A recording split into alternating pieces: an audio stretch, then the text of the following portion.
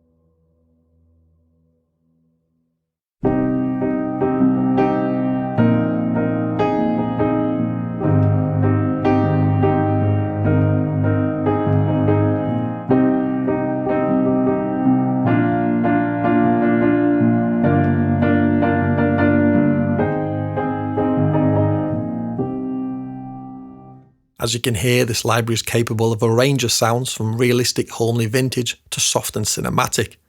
Above all though, what draws me to Homestead Piano is simply the basic raw piano sound. It's such an intimate sampling and about as close as I've got to the feeling of playing the real thing. Much of this is of course down to the intrinsic nature of the instrument, a family heirloom of Fracture Sounds founder Will Bedford. No mention is made of the manufacturer, but it's certainly a quality vintage variety. But it's the miking too which seems to distill down all the experience from the Fracture Sounds team over many years as to what is best for a particular source. On this occasion it's a fairly simple setup of stereo pencil mics inside the piano, above the soundboard pointing towards the hammers, and then two space condensers at the player position. Here it is as it loads up, but without the reverb and the atmosphere layers.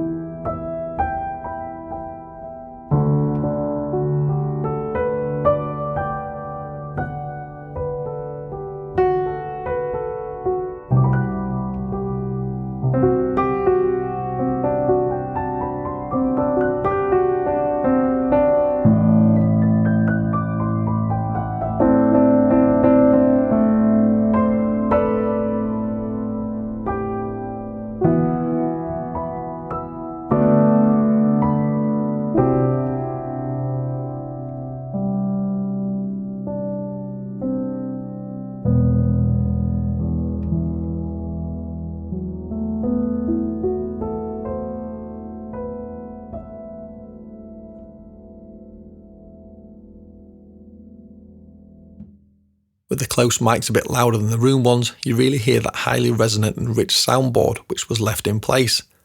Particularly when playing with the pedal down, more than once I have had to check if I have the reverb dialed in, such as the strong sense of ambience and lush sustain. Certainly the room mics reveal a small and dry recording space, but the close ones are where it's at for the detailed character and intimate mechanical noises. Check out this simple repeating arpeggio as I move between mics, first with no pedal and then with the pedal down.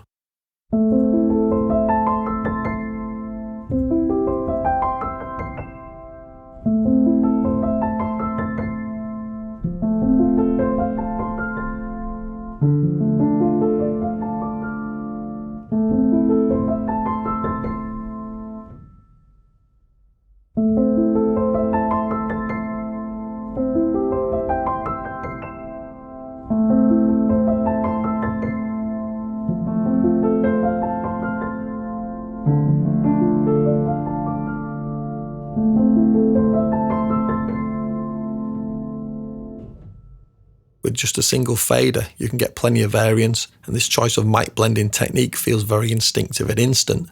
Here's a little tech demo showing velocity layers across the whole range of the piano, which has a slightly unusual 85 keys in total, indicative of it being an old instrument.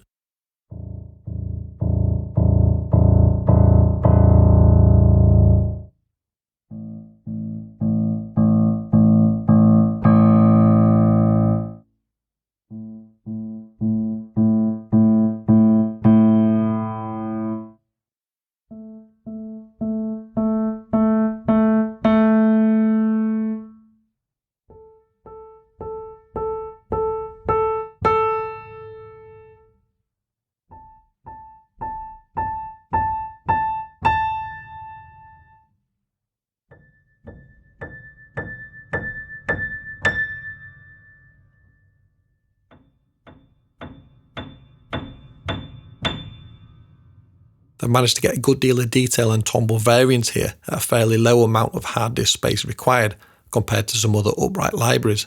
In the response page, you can also tweak things to suit your MIDI controller or for more special effects. Having separate tonal scaling means we can restrict which dynamic layers are triggered but retain the volume difference, and vice versa too, of course. As an extreme example, you could bring the timbre scaling to the bottom and have maximum volume scaling, so loud playing will only trigger the softest dynamic layer, but still at a higher volume.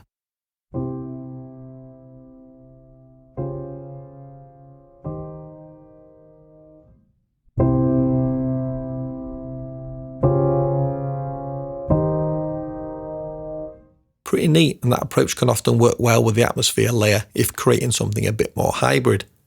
Over in the settings pages, we have a useful clarity filter to get rid of the low frequency bump on the higher notes for a cleaner sound, should you need it.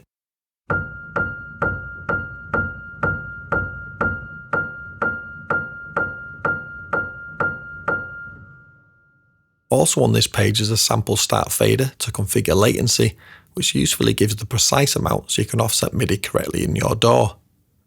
The pianist noise density controls how frequently we get player movements.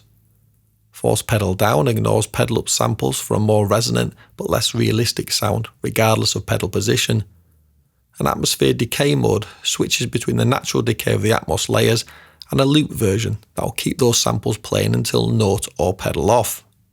Back on the main page now, let's check out those atmosphere layers. We've got 3 to blend with a total of 9 to choose from. Some are derived from heavy manipulation of the raw samples, reverses, delays, granular mangling, large reverbs, that sort of thing. Others are formed from some lovely strings played in a more textural fashion. Here are a few examples.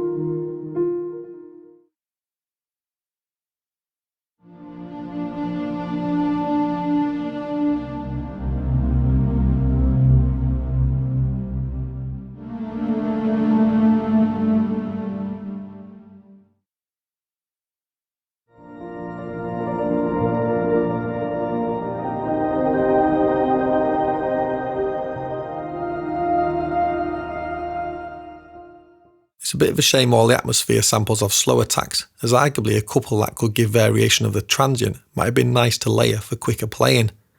as the R is more designed for sparse pedal down slow parts where the atmospheres act as an evocative background pad. They can also bloom by using the mod wheel, which is tied to the intensity of all three atmosphere sliders, and also having the decay mode infinite, effectively looping the atmospheres so CC1 controls the length of them.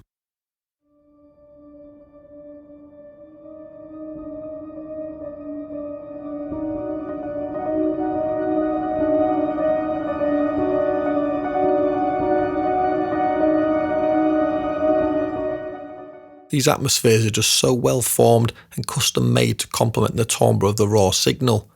It's really easy to dial in a custom mix, add some reverb and get a sound that is truly inspirational to play.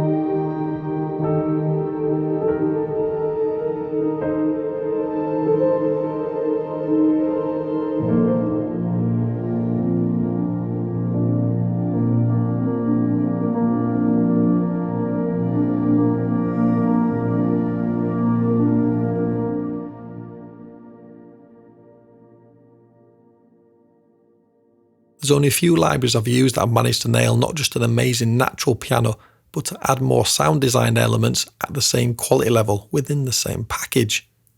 What you get here for the price is outstandingly good value. At the time of this review, it's even cheaper on intro, and there's a superb price on the songwriter bundle with Petrichor, which we also covered recently. We've only got one page of controls, but it's still such a flexible instrument. Colour is broad brush EQ, timbre shift triggers and repitches neighbouring notes for an alternative tonality. Character dials in EQ, compression and saturation for a more processed sound. And we've already seen this intensity knob at work. There are controls for key hammer noise, pedal with further detailed options on how strong the foot press is under the cog icon. I've not seen that before. Plus a pianist control which lets you decide how fidgety the player is and how creaky their chair gets. Nice for some added realism, if a little unpredictable as to exactly when a bum shuffle will occur. Under space we've got a width expander and reverb with further options under the cog, including some convolutions. To the right are all the channel faders, mutes and solos, plus the mic slider as we've already seen. The power icons here will load and unload samples from RAM. As good as Homestead Piano is, I found that it was not the best choice for quicker playing, or for using close dense chords in the left hand. The heavier resonance builds up in the lower octaves quite a bit and it gets thick pretty swiftly. For similar reasons, repeating notes higher up can get a little pointy as frequency peaks build up.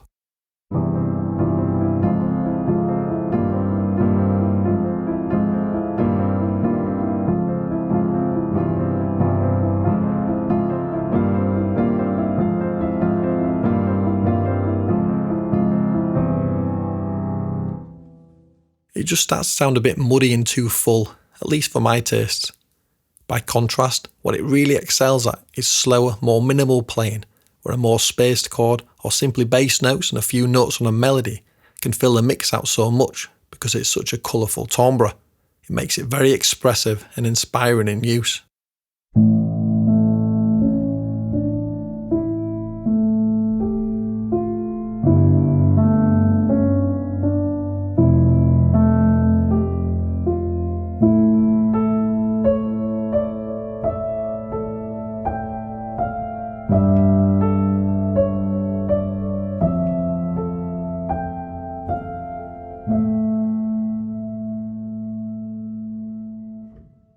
For that sort of thing, it's just perfect.